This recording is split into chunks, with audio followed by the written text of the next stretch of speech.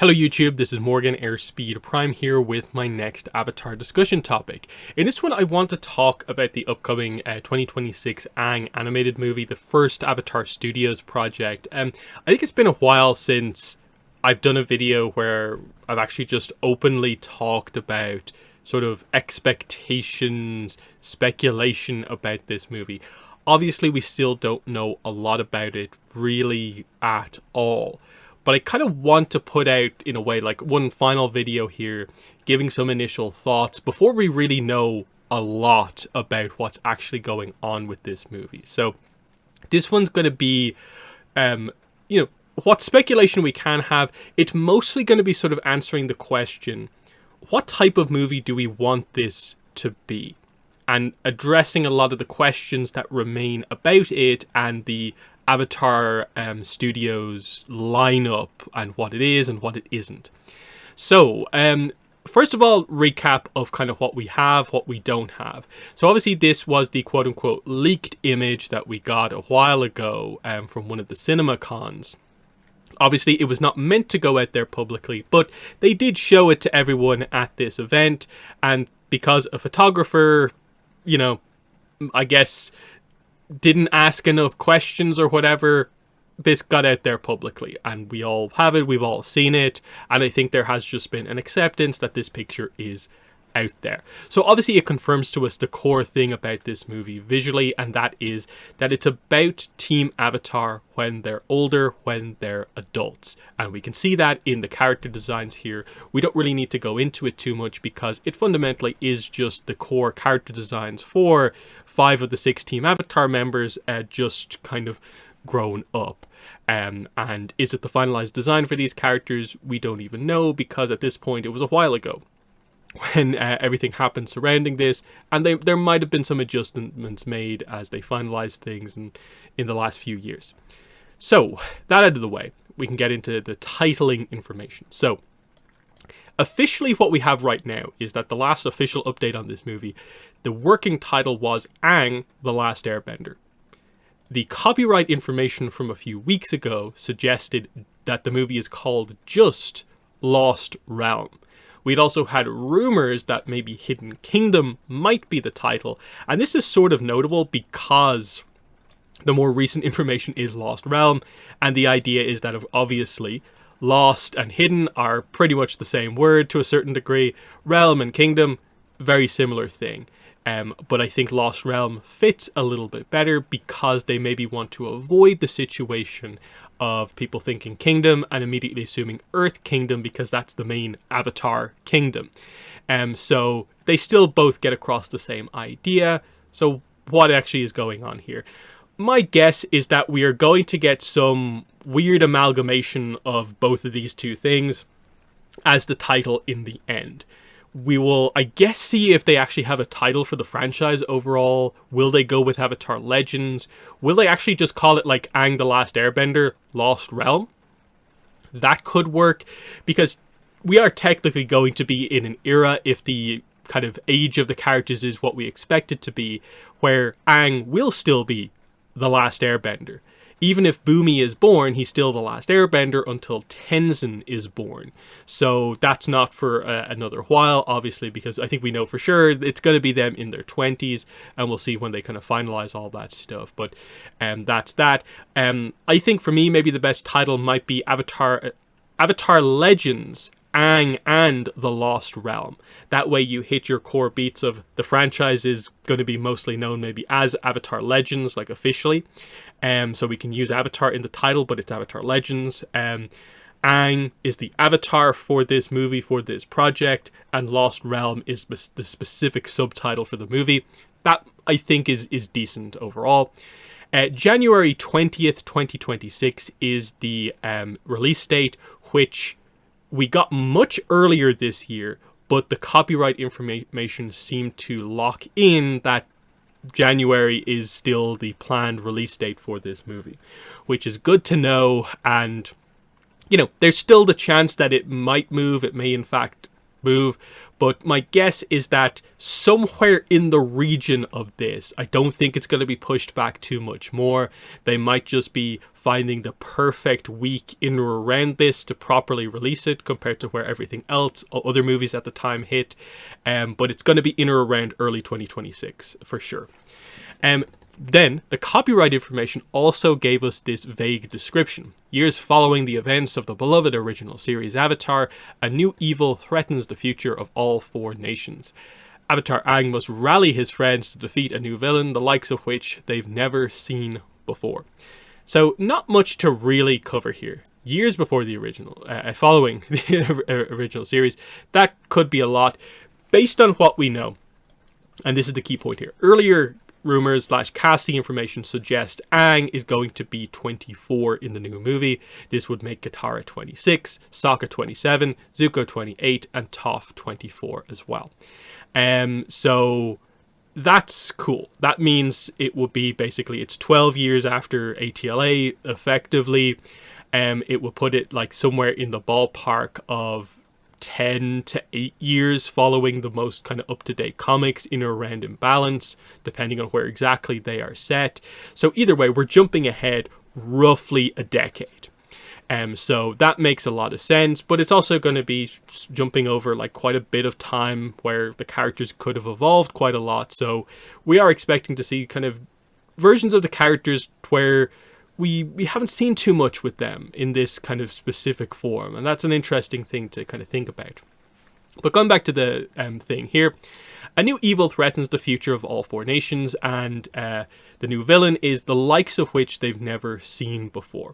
So they're emphasizing, like, of course, the villain, evil, and something about this villain, they've never faced anything like this before, which is a bit of an interesting prospect given that the gang has, you know, basically faced the Fire Nation, like everything they went through in the original show, and come out of it on the good side of things. They've faced characters with unusual bending like Combustion Man. They have faced spirits basically before as well. So what is it about this villain that is so different and unique compared to anything else? The only thing I can think of is they've never faced a spirit-morphed character. So an avatar-like being. What happens to a human when basically a spirit jumps inside of them and morphs them, empowers them. That's something kind of unique, and that could make a lot of sense. Because if it is, as we get here, a lost realm, how is there going to be a place, a kingdom, a realm lost to time? Because obviously that doesn't make sense with the spirit world. Maybe they'll do something like that and they have some sort of a situation where somehow humans got into the spirit world and they've been living in there for a very long time. That's maybe one way to do it. They might address the idea that maybe these are kind of like Iroh. Maybe these are kind of humans who have kind of become spirits, or at least transitioning to be that way. We don't really know. But at the same time, Lost Realm, is it just a location on the map that has been lost to time? A secret island, a secret out of the way section of like the Earth Kingdom that no one's been to before, because it's like behind some obscure mountains or something like that. Does something happen that causes the world to change a little bit that uncovers this lost realm? And then the other thing that kind of comes up here is that it obviously references the past potentially to a certain degree. And is it a ancient culture, an ancient civilization? And so it is the return of some sort of an ancient style of power, ability, something like that. But it's hard to speculate. The only other thing is just this idea here of Aang must rally his friends to defeat a new villain. This obviously is maybe suggesting the idea of when we jump into this movie, Team Avatar's not just going to be a unit that sticks together at all times. The characters as adults are of course going to be all doing their own different things. Aang and Katara we assume are going to be together or together a lot of the time. Toph is of course going to be busy with her metal bending academy and whatever the early stages of her being involved with the police force in Cranefish as it becomes Republic City. So that explains why she would be away. Zuko, of course, is the Fire Lord, so it makes sense he's not just going to be hanging out with the team most of the time, because he has to do stuff in his own nation, of course. Sokka, we know, is going to go on to have leadership positions in both the Southern Water Tribe and representing the Southern Water Tribe in Republic City. So he's kind of like, he could be here with everyone in or around Republic City or whatever, or he could be back at the Southern Water Tribe helping his father out, as maybe things are beginning to transition over to like, maybe he'll be the leader at some point. Those are kind of things that, we are expecting, of course.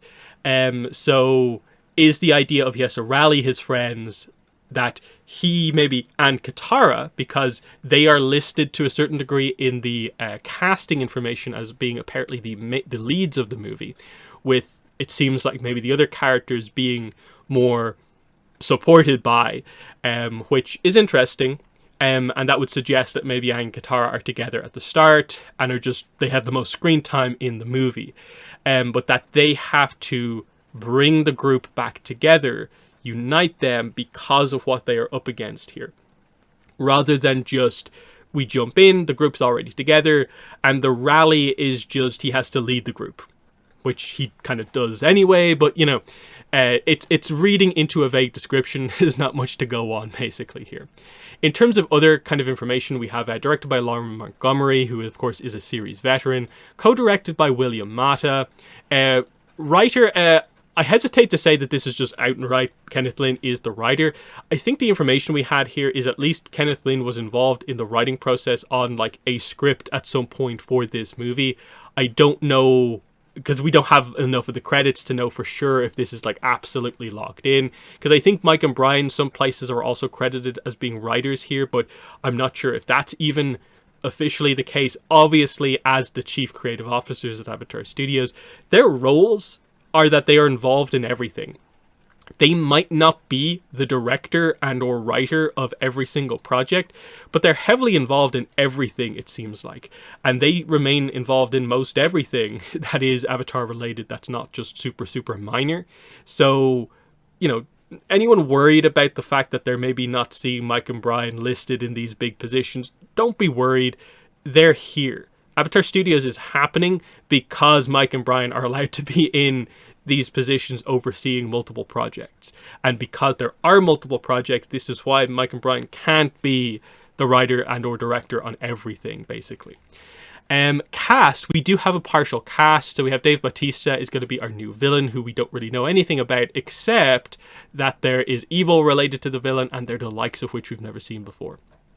Interesting. Eric Nam is going to be Aang, Jessica Matten is going to be Katara, Dion Kwan is going to be Toph, Roman Zaragoza is going to be Sokka, Stephen Yeun is listed in the copyright information as being involved in the movie, but it doesn't say who he is playing. There's not been an announcement about this, so there is some questions there.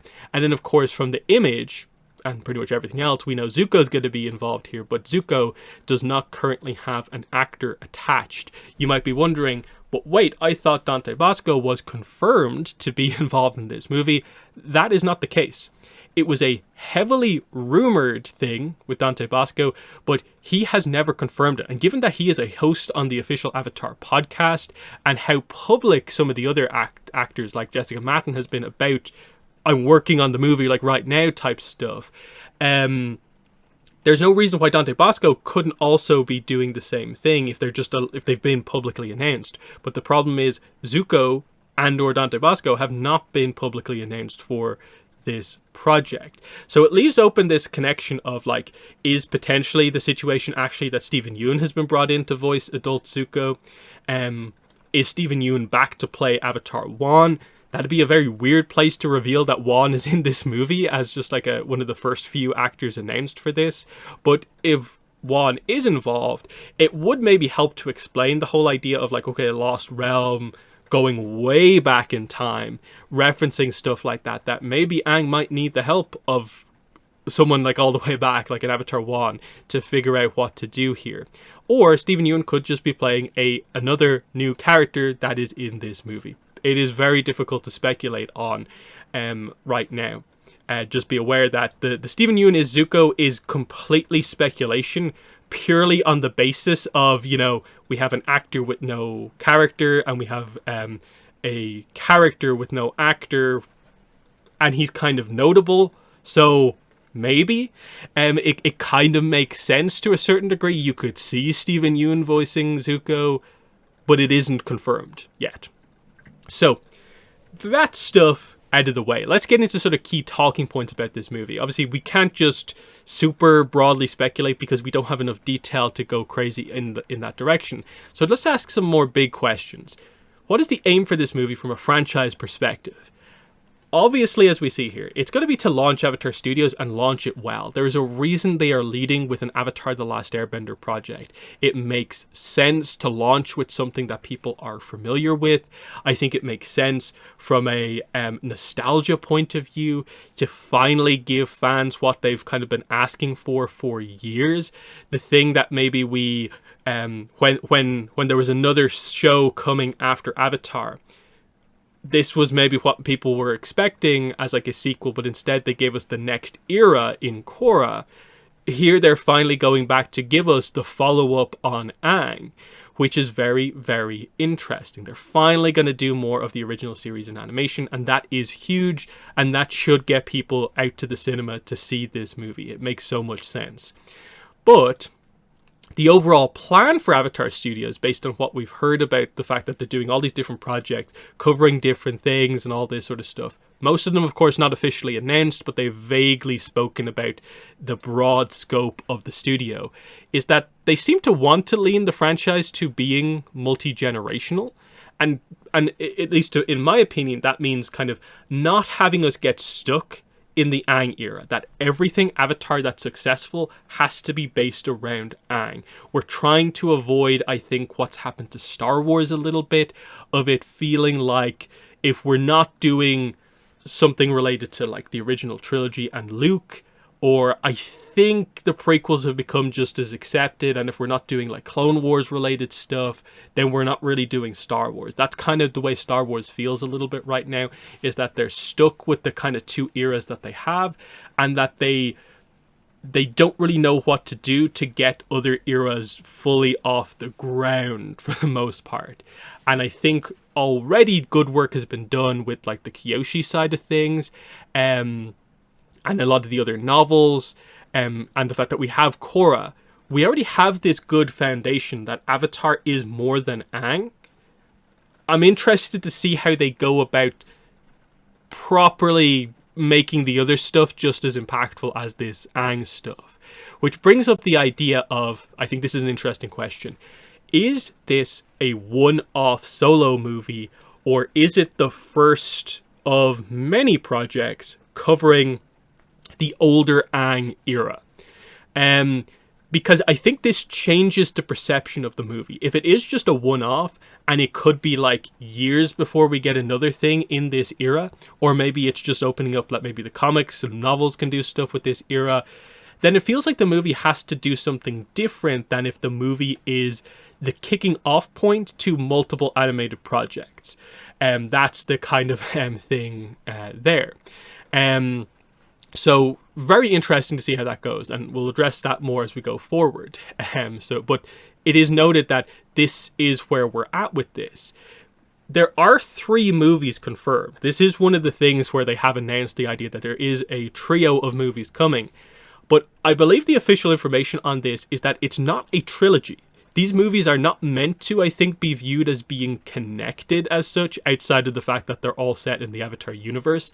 So I don't think we can judge this on the basis of we're getting an Aang movie, a sequel to the Aang movie, and then another sequel. I think the rumors are suggesting there's an Aang movie, potentially maybe like one of them is a Korra project, and then maybe one of them's like a Kyoshi project. Like I think the idea is that they're all meant to be different eras to a certain degree. That they might even do like a movie attached to the Earth Avatar After Korra series, if that's a success. Those are the sort of topics that I think have been floating around the place surrounding this. So this is why the fact that there is so much information up in the air is quite confusing about what is going to be a movie, what is going to be a series, what's going to be some of the smaller scale projects like the spin-offs and stuff like that. We just don't know.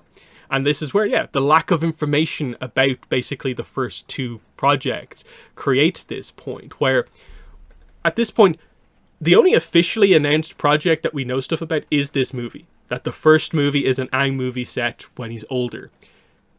The second project feels like all but confirmed to be the Earth Avatar After Korra series. It's going to be a series on Paramount Plus, that sort of thing.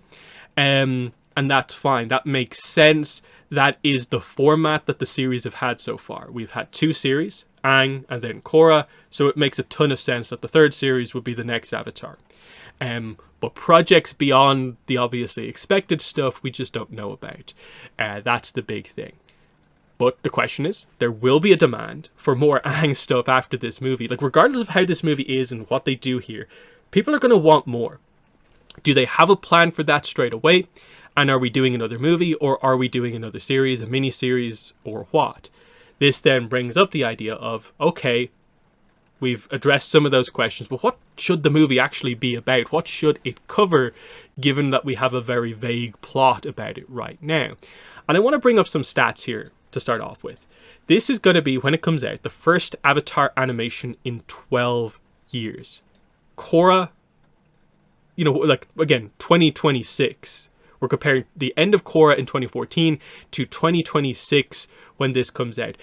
Technically, the way it works, because it's Korra aired in finished in December, it's more like 11 and a bit years, but still, it's that sort of kind of Korra idea of it's been a long time since this. It's going to be the first ATLA animation in 18 years, coming out to over 20 years since the start of Avatar. There simply is just, you can't avoid the fact that nostalgia is going to be a factor around this movie. But the question is, how focused on nostalgia and sort of fan service should this movie be? And I do want to highlight this here, because I think when I bring this up sometimes, people immediately view these in the very fandom negative way of like, nostalgia is a bad thing, fan service is a bad word, these things should not be part of any project because it goes against writing quality and stuff like that. When the reality is, no. Look at what I say here. You can't avoid the fact that there's going to be fan service and nostalgia-based expectations on the first Avatar animation in so many years, and the first proper project covering them as adults.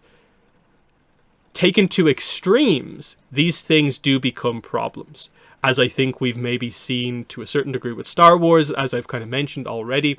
But I don't think Avatar so far has had a history of this. The one new kind of proper thing that we've done with that, like the second series, Korra, I think very specifically avoided being overly nostalgia driven, to the point where people, I think, look back on Korra and maybe wished it had had more connection, it had done more backstory stuff to connect back to the original.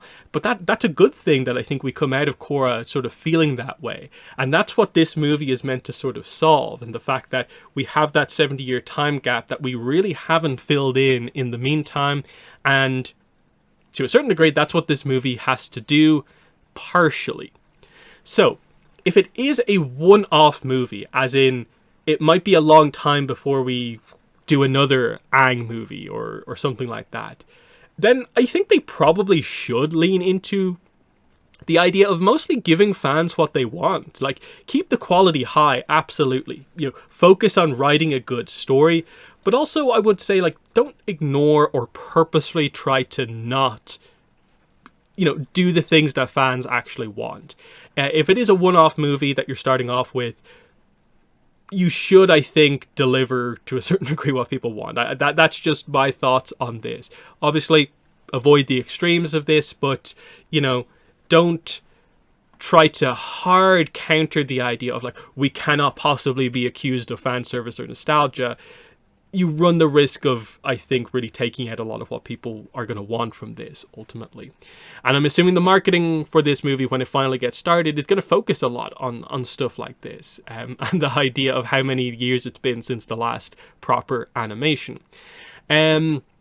But then, what if it is actually connected to a lot of other stuff? They've got a giant plan for the adult Aang era, and this is just the opener.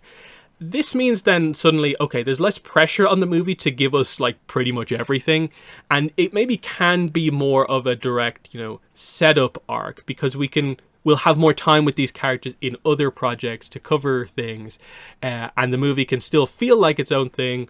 It can still have its nostalgia moment, but it can do more.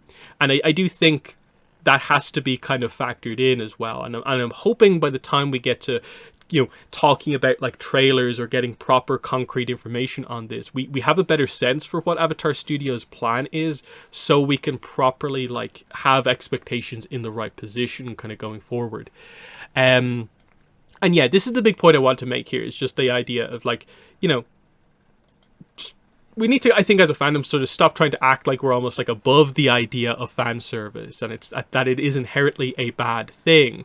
We just want quality, when it's the idea of like, you can have quality while still doing sort of the expected thing from a fan perspective that you would want.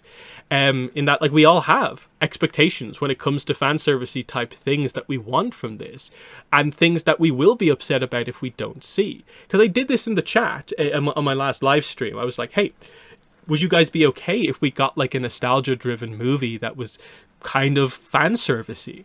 And a lot of people were like immediately like, no, want a quality writing thing, focus on that first. But then I countered that and was like, hey, so you'd be okay if we come out of the movie and they say absolutely nothing about Suki? What if like Mei and Ty Lee don't get mentioned or don't appear in the movie? What if there's nothing on Azula? What if, one of the characters who's actually in the movie doesn't really get a significant fight scene, or we don't get to see bending that's actually particularly notable? What if we don't address anything when it comes to the relationships of the characters? And then there was suddenly a lot of, well, actually, and it comes to the idea of that, because a lot of this stuff is reasonable. It's reasonable to assume that, like, hey, are you going to address a Team Avatar member who is in a relationship with one of the other members of Team Avatar? And that's why it's kind of weird that, the image here doesn't feature Suki. And so are we just ignoring her, or what? Like, what is actually going on? The same when it comes to like Mei and Ty Lee. Like, obviously the Mei and Zuko relationship is in a weird spot. We'll see if the Ashes of the Academy comic does anything to maybe fix that heading into things. But sure, like, I think we want to see her, even if just for a small moment, to see what's going on. She's a significant character in the franchise. Same goes for Ty Lee. Like, she's a Kyoshi warrior, so Suki, if we get to see Suki, why don't we get to see Ty Lee? That sort of thing. Do we need her to be the main character of the movie? No, but we'd like to see her. Azula, I think, is in a little bit of an interesting spot, because if Azula is not like the focus of this movie, then I don't think the movie needs to really address her. Whatever they decide to do with the sort of end scope of Azula's arc, it deserves to be the focus of that project, so that might be something for maybe a Zuko-focused movie if they decide to do more follow-up stuff after this. And it's the same with a lot of this stuff. Like, part of this movie, I think, going into it, is that we want to see how impressive these characters are in their prime, like mid-20s. That's a massive jump for most of these characters, where most of what we've seen of them is in their kind of like early to mid-teens. We've not really seen them in their physical prime as benders who have, like, decades of experience, that sort of thing. We want to see them becoming a little bit more veterans and see what level they're truly at. So if they don't do enough of that, we could miss out on that. And the same goes for like relationship stuff. But I want to be clear here. There's a difference between, I think, some of these more obvious questions, but to a certain degree, they are fan servicey type things. It's wanting specific characters to appear, specific dynamics to be shown. But there's a difference between that and sort of going in like, oh yeah, if they don't show like all the three main character pairings, weddings, if they don't confirm all of that stuff, if we don't see the confirmation that like all the kids are born at this point, if every single character doesn't get a huge focus fight scene, that it will be bad. That's the bad side of kind of, I think, fan servicey type expectations, is setting like yourself up for failure to a certain degree, versus sort of stuff that's more like, it'd be a bit weird if you purposefully like kept the scope like almost needlessly small, given how much people care about like most of the franchise when it comes to Avatar. That's the situation there. One thing I do want to mention though here is also this, the reality of the movie format as well when it comes to expectations for like how good this thing is going to be, is that we do have to keep in mind it's going to be a movie. It's not a series, and it's going to be our first time really dealing with this to a certain degree, that this movie is going to be, I'm guessing at most, like 100-ish minutes, as in an hour and 40 minutes, under 2 hours. So we're probably going to be talking about the equivalent of about 5 episodes of animation here, typical episodes of animation. And that's assuming it's this long and it isn't maybe more like an hour and a half. There's maybe the chance it's maybe a bit longer, but I don't think you typically see super long run times for animated movies like this. So somewhere in that ballpark is going to be where this lands. And you have to think, how much can they do in just one thing? That the movie has to have a core arc. It has to have a lead characters. They're not going to have the time for every single character to shine, every single character to appear. And that has to be kept in check as well. This, I suppose, will be helped, I guess, when we maybe know a little bit more about what we're doing here, when we do maybe get to see a trailer and see what the scope is and isn't, but that's the situation there. And yeah, like I said earlier, we're going to come out of it, we're going to want more. Everyone, I think, regardless of how this is, we're going to want more Avatar. But what's going to happen? Because apparently the follow-up is going to be the first series, but that's post-Korra, basically. So this is where, again, Avatar Studios, what they need to do over the next year, basically, in the build-up to this thing in early 2026, is, I think, say what Avatar Studios is, what it is capable of doing, what it's not capable of doing, and what the plan is for, like, different eras. Is there a story properly planned out for multiple Avatar projects, ATL8, or what? That's what we need to know about. So, you know, obviously the hope is that by the time that happens, we know all that stuff. And I'll wrap up here with I'll just immediately note, this is a very basic attempt to cover some plot beats that might happen in the movie. If this ends up being in any way the structure of the movie, then I can say I called it, but at the same time, I'm aware we just don't have the information to go off for this. And again, this is sort of going with the idea that, hey, I'm using the description that we have so far to create somewhat of a plot beat, but we know we don't have the fundamentals. I'm going with the idea that to a certain degree it is going to be a little bit more of a nostalgia-driven movie where we're trying to really hype up the reappearance of almost every character that we see here and play into that idea of like people want to see some cool stuff while also there's still being interesting stuff going on. So here's my idea. Let me know what you think of this, and if you think this is in any way in the ballpark of something that you would be okay with if something along these lines ended up being the actual movie. So we open up with a group of explorers or soldiers or something like that coming across, you know, the Lost Realm. Let's assume here that this is either some obscure island or it's some secret like underground like city or something like that that has just been kind of rediscovered by explorers or soldiers or something like that. Suddenly, this group is attacked by an ominous and powerful new group led by our new villain. Now, I'm purposely going to be super vague about this because I don't think we have anything to base the core idea of what the villain is on. I think in the back of my head, I'm probably roughly running with the idea that it's going to be some sort of a spiritually empowered kind of character who is a bender. That way they at least are capable of fighting against the Avatar and actually capable of fighting against the Avatar in the Avatar state as well. So that's my kind of thought process here. The soldiers are soundly defeated. One barely manages to get away. We cut to sort of the villain revealing that he has plans and sort of the idea that, okay, the Lost Realm has been found. We are going to come out of hiding. We are now going to execute our plan to... What's the specific wording on this point here at the start? Actually, it's a new evil threatens the future of all 4 nations. So, I don't know. Is that a world conquest, world domination type thing. I don't actually know, and that's where it's hard to speculate.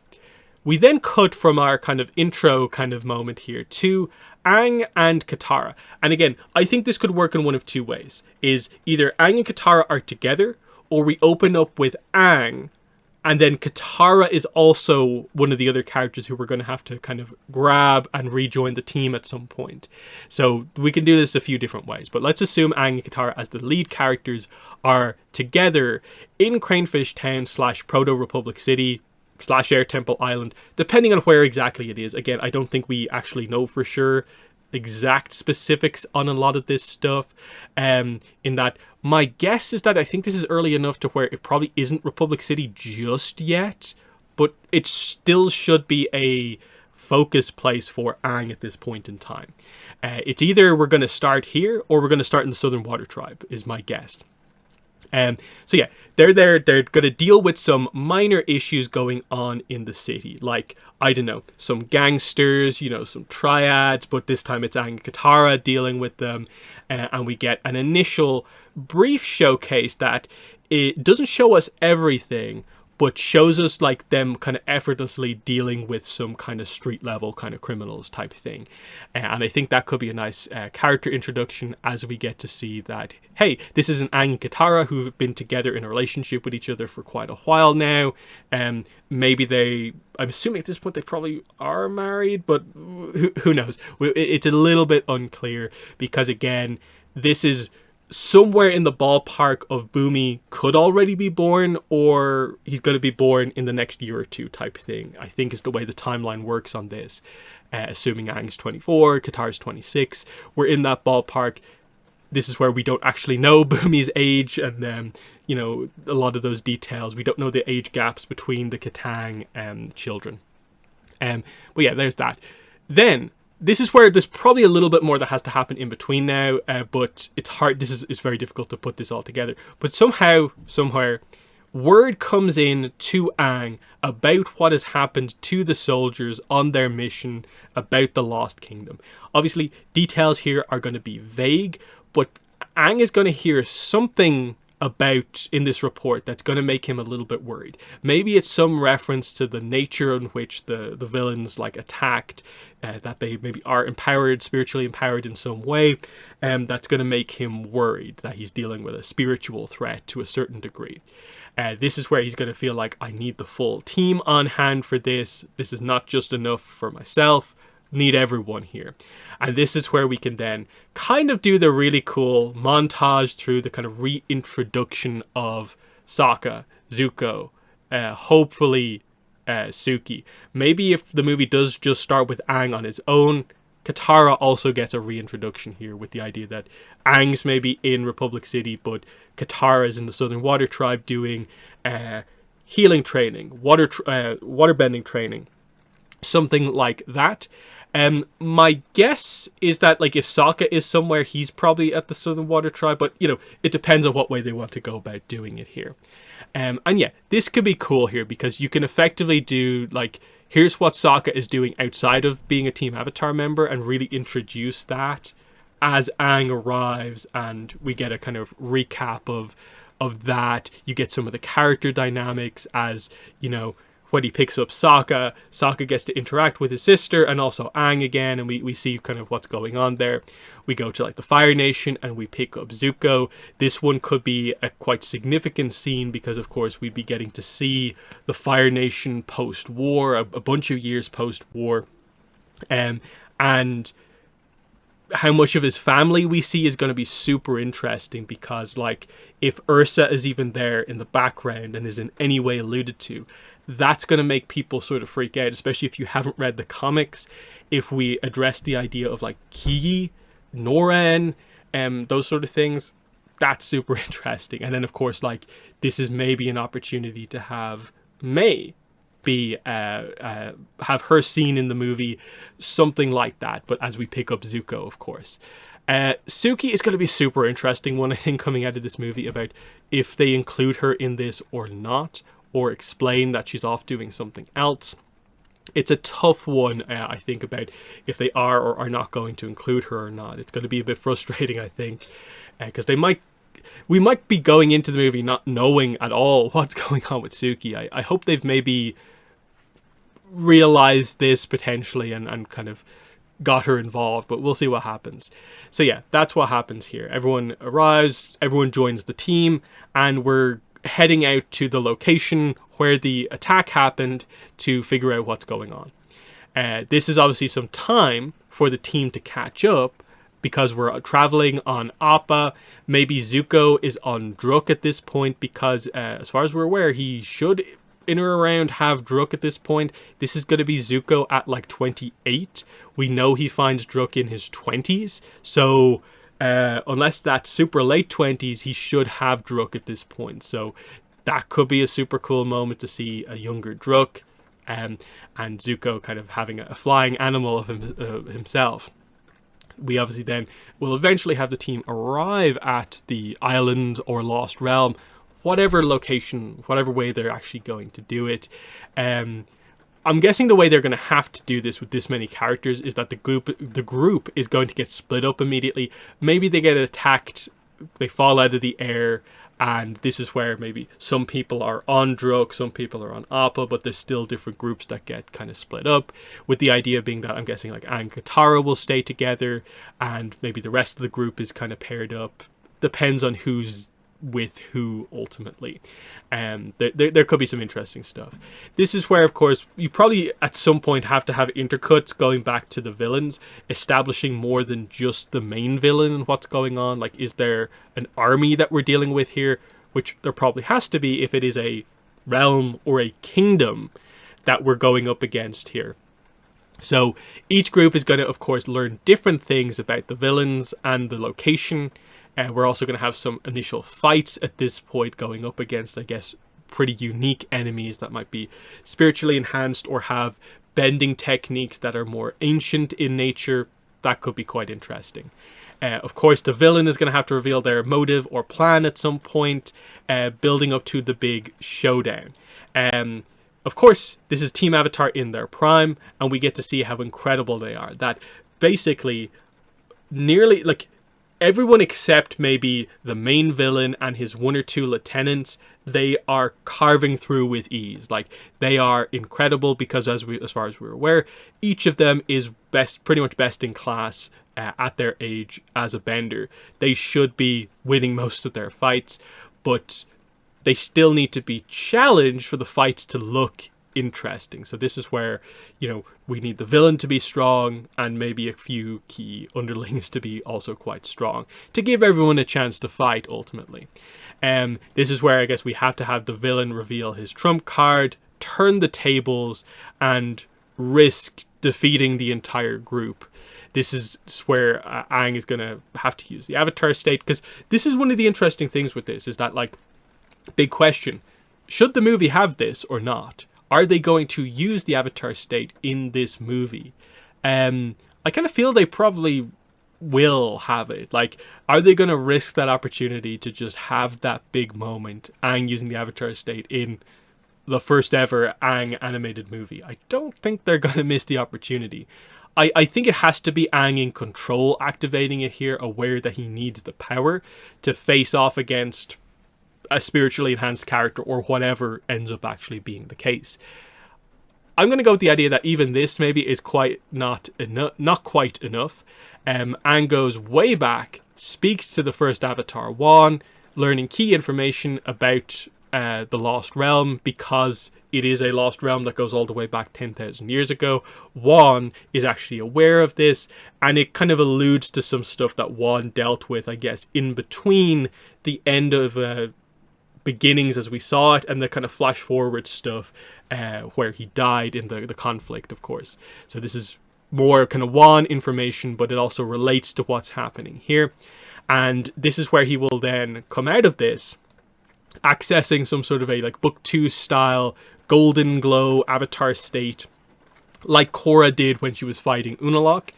And this allows Aang to defeat the villain and solve the core issue, with, I'm guessing, the idea being that he is able to somehow, maybe in this case, because I don't think he's not going to kill the villain, I think it would be a bit repetitive to have him just energy bend to kind of win. I don't think you can necessarily just give Aang spirit bending like that. So I think what has to happen here is that he finds some way to sort of separate the villain from like the spirit that's enhancing them, and like scare off the spirit or something like that. He's forced to maybe quote unquote like defeat the spirit, and that breaks whatever connection there is between the villain and the spirit, and we can kind of move on from there. Again, that's me assuming a lot about whatever they try to do with the villain, but we don't actually know. We have the epilogue, celebration.